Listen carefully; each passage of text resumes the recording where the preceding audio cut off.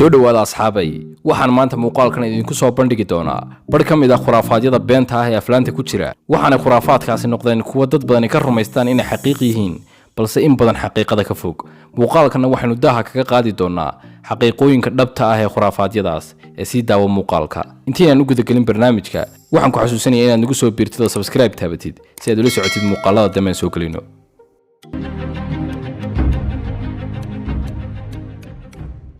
waxay ku leedahay khuraafadu kaamiradaha qarsoon ee gidaarada ku samaysan waxaad si waadixa uga arki kartaa wajiyada dadka ay duubta kaamiradu xaqiiqaduna waxay tahay in marka aad soo qaadatid sawirada iyo muuqaalada ay duubta kaamiradan qarsooni inay noqonayaan kuwa humaa ku jiro oo caadi loo arkayn iska badda inaad garato qof aanad aqoone balse waxa ku adkaanaysa inaad soo saari weydo qof aad hore u taqaanay waxay leedahay beenta aflaantu waxaa sahlan inuu qof walba ku dhex dhuuman karo ama isku qarin karo tiyuubada guryaha qaar xagga sare kaga yaala xaqiiqaduna waxay tahay in tiyuubadaas loo sameeyay qaab aad u yaryar oo aanu awood u lahayn inuu cunug yari galo iska daa qof weyne waxayna leedahay khuraafadu in marka qarax dhaco uu dab badani duulayo hawada sarena galayo hareerahana qulqulayo xaqiiqaduna waxay sheegaysaa in qarax kastoo dhaca ay hawada ka buuxsamayaan qashinka iyo burburka yaala meeshaas u dhow qaraxa saamaynta ugu badanna waxa qaraxaas ku yeelanaya agagaarka meeshaas uu qaraxu ka dhacay balse maaha dab qulqulaya oo yaacaya ama goobo weyn oo dab ah oo hawada galaya waxay ku leedahay khuraafadu in kalluunka nooca loo yaqaano piranha uu basharka ku cuni karo daqiiqado kooban dabcan taxadarkiisu leeyahay oo waa kalluun khatar ah balse xaqiiqadu waxay tahay in ilaa maanta aan lahayn dhacdo kaliya uu kalluunkaasi ku cunay jirka bini'aadamka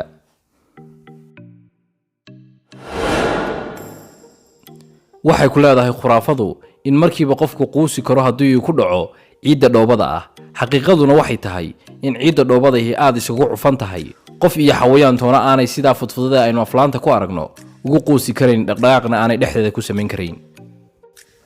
waxayna leedahay khuraafadu in haddii diyaarada hawada maraysa ay meel ka dalooshanto in hawadu dhaawacayso ay wada xaadhayso dhammaan dadka saaran diyaaradda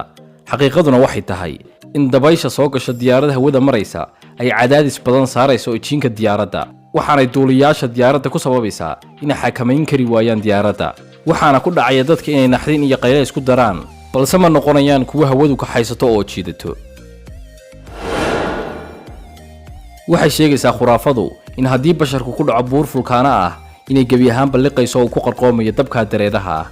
xaqiiqaduna waxay leedahay in fulkaanuhu aad u halis badan yahay waxaanay ku sababaysaa haddii qof ku dhaco in ilbriqsigiiba isagoo dhaqdhaqaaqin kala saarayso diirkiisa iyo lafihiisa balse aanay liqayn sidaynu aflaanta ku daawanno waxay leedahay khuraafadu in dhagxaanta dabka iyo waxyaabaha hawada fog ka soo duula ay dusha dhulka ku dhici karaan burburin karaanna daqiiqad walba waxaanu cilmigu ugu jawaabayaa in culimmada astronomers waa khubarada hawade ay caddeeyeen in dhulkeena ilaahay ku sameeyey magnetic field xayndaab sare oo ka ilaalinaya dhulka intay noloshu jirto waxyaabahaas hawada fogfog kaga soo duuli kara ee ku dhici kara waxay leedahay khuraafadu in waxyaabaha dhif iyo naadirka lagu helo sida macdanta iyo dhammaan waxyaabaha la kala qarsado ee uu ka midka yahay hubku in lagu ilaaliyo laysar hadduu qof taabto qaylinaya oo kashifaya xaqiiqaduna waxay leedahay in dabca nidaamka laysarka ah dadku wuxooda ku ilaashadaan balse aanay arki karin ilinqabatiga ishu waxay leedahay khuraafadu in haddii qof rasaasi ku dhacdo ay isla markiiba dhulka ku tuurayso halka xaqiiqada dhakhtarna leedahay in haddii ay soo jeedaan xaalad wacanna ku jiraan xubnaha qofkaas rasaastu ku dhacayso ay suurtagal tahay inaanay xabaddu qofka tuurin laakiin uu halkii joogay ku sii nagaado tusaale ahaan hadduu soconayo uu iska sii socdo